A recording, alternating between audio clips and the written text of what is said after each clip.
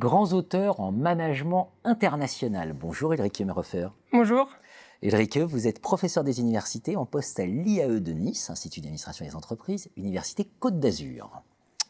Grands auteurs en management international. On va peut-être rappeler rapidement ce qu'est la collection Grands auteurs. C'est une discipline décide de s'arrêter. Il y a les grands auteurs en logistique supply chain, les grands auteurs en stratégie, contrôle de gestion. Vous, c'est management international.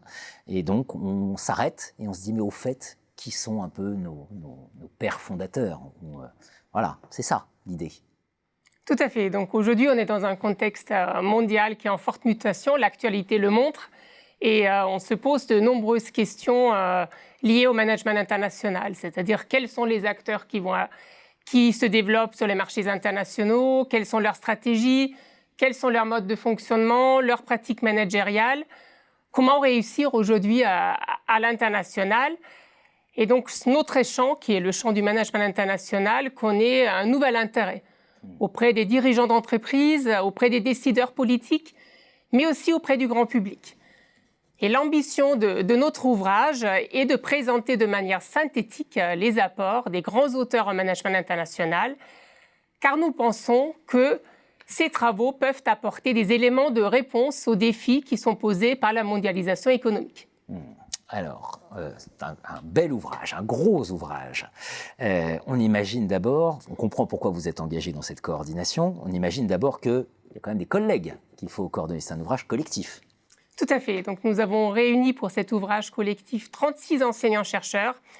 La plupart d'entre eux sont des spécialistes reconnus du management international et membres de l'association Atlas AFMI, qui réunit les chercheurs en management international, association francophone de management international. Combien d'auteurs dans le... 23 auteurs. 23 auteurs. Donc, nous avons essayé d'identifier les auteurs qui ont le plus contribué à structurer le champ du management international grâce à des analyses bibliométriques. Et nous avons pu en identifier 23. Ce sont des auteurs dont les concepts, les idées, les modèles sont largement mobilisés par la communauté académique, mais aussi par les professionnels. Alors, vous l'avez évoqué, c'est un ouvrage qui ne s'adresse pas qu'aux académiques, même plutôt à l'extérieur du monde académique, les professionnels, etc. Évidemment, on a le contexte aussi migratoire en tête et les questions interculturelles que ça peut poser. C'est vraiment au cœur de l'actualité. Donc, 36 enseignants-chercheurs qui, finalement, traitent de quel thème? On sait que ce n'est pas simple de choisir les grands auteurs. On sait que ce n'est pas simple, après, d'articuler ça en thèmes. Alors, comment vous avez fait? Donc, nous avons essayé de regrouper ces sujets autour de 4 thématiques majeures du management international. Les stratégies de développement international, qui se caractérisent aujourd'hui par une grande diversité. Les entreprises n'empruntent pas les mêmes voies pour se développer à l'international. Et on retrouve ici les travaux classiques de Johansson et Valnet, le modèle processuel de l'internationalisation, aussi les travaux plus récents de McDougall, d'Oviatt sur les bornes globales.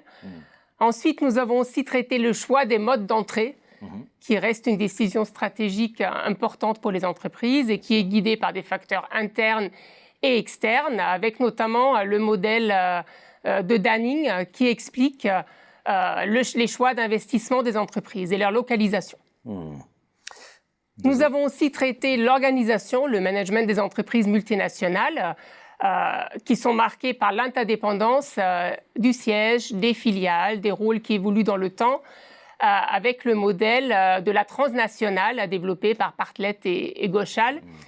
Et puis aussi la gestion des différences culturelles, où là, par exemple, nous avons développé les travaux de Diri Barnes, qui considère que la culture, c'est un système de sens, d'interprétation que les acteurs donnent à des situations culturelles.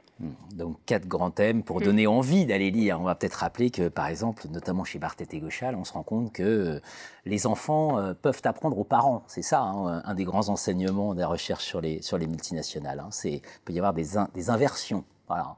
On pense toujours que c'est le siège qui détient la connaissance. Non, ce sont les filiales. Quels enseignements, finalement, précisément, on tire pour le monde des affaires?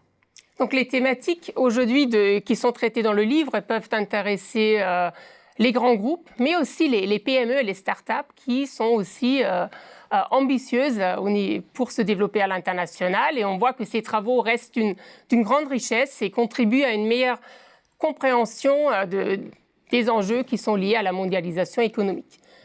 Et la lecture de l'ouvrage montre notamment qu'il n'existe pas de one best way à l'international. Pendant longtemps, on a essayé de modéliser le développement international des entreprises. Aujourd'hui, on voit que ce développement est de moins en moins linéaire, qu'il y a des succès, qu'il y a des échecs.